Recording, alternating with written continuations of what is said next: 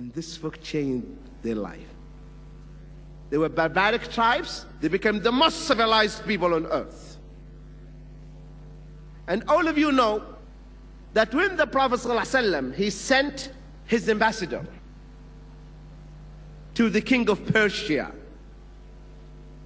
Kisra or Khosrow. You know what the king of Persia said? Oh, what brought you?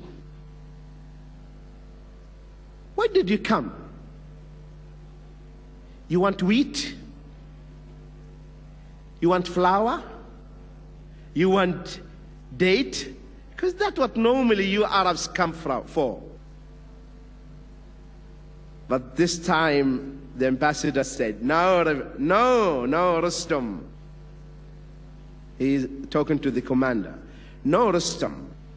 نحن قوم ابتعثنا الله لنخرج العباد من عبادة العباد إلى عبادة رب العباد ومن ضيق الدنيا إلى سعة الآخرة ومن جور الأديان إلى عدل الإسلام. Rib'i said, Ibn Amr, he said, Rustam, what you are saying, yes, that was before. We used to be like that. But today, we are not the same people whom you knew before. We are people are raised, born again, okay? We are raised by Allah to bring out the people from worshiping one another to the worship of the creator of man, creator of the heavens and the earth. And from the narrowness of this mundane and worldly life to the vastness of the hereafter. And from the tyranny and the oppression of man-made religions to the justice of Islam. These beautiful words came out from the mouth of Rib'i because he was another person, completely different. Islam changed him. So the topic, O Ummah of the Qur'an. This Qur'an changed the Arabs, and they got rid of all these ills, and they softened. The Prophet ﷺ, the same Arabs before the Prophet ﷺ, before Islam, they were alcoholic, eating the dead animals, burying their daughters alive. The same Arabs, they are saying, the Prophet ﷺ gave us a nice maw'idah, exhortation, a speech, a moving speech, that our hearts were leaving, jumping out from their place. And our eyes started shedding tears. So we felt that the Prophet ﷺ is telling us goodbye. You see how softened their hearts became? What softened the heart? What softened the hard hearts of the companions? This book.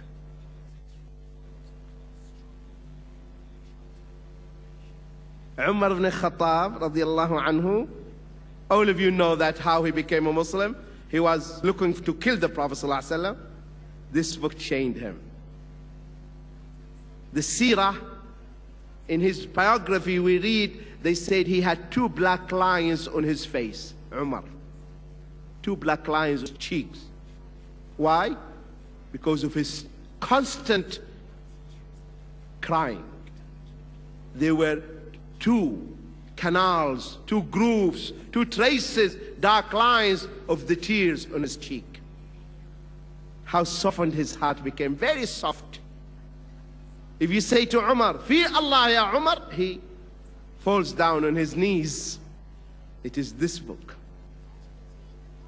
that changed Umar ibn Khattab. Now, where is the change in our life? This book, Allah said, had He revealed it or sent it down upon a mountain, that mountain would have crumbled down. لو أنزلنا هذا القرآن على جبل لرأيته خاشعا متصدعا من خشية الله. If this book is sent down upon a mountain, this mountain will crumble, turn into powder. But our hearts today are very, very hard. And we read it and we don't cry. We read it for barakah. We put it in the car to protect the car from the thieves. We put it under the head of the child.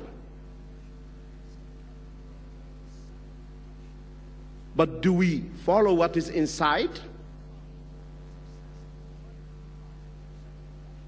As one of our Shaykh said, you go, you find a Muslim selling haram, and you see Quranic ayah, قُلْ هَذَا مِنْ فَضْلِ رَبِّي. This is from the bounties and blessings of my Lord. And then another ayah. This is typical, selective, choose. Those ayahs were selected. وَلَئِن شَكَرْتُمْ لَأَزِيدَنَّكُمْ. This is by default, but anyway. If you are grateful, I will increase you. See? Increase you what? Another branch, another shop. That's what he wants. If you are grateful, then I'll have another shop, a third shop, a series of shops. Or we read the Qur'an when somebody died. Not only this, brothers and sisters, can you imagine that the Qur'an became an evil omen in the life of Muslims? You know, evil omen. You know, it is shirk, of course. If you know the owl, if you see the owl, you say, oh, if the owl landed in someone's house, oh my God, somebody's going to die. See? So that's evil omen. Or if someone, his eye is flickering, you know, a nerve is flickering, say, oh my God, something is going to happen. Evil omens. The Qur'an became an evil omen now in the life of Muslims. Maybe you don't have this here, but we have it in the Arab world. You know, in the Arab world, broadcasting, television, they start in the beginning with the Qur'an. A Shaykh will recite for barakah. But immediately after the recitation, there will be music, immediately. It will be followed with music after that.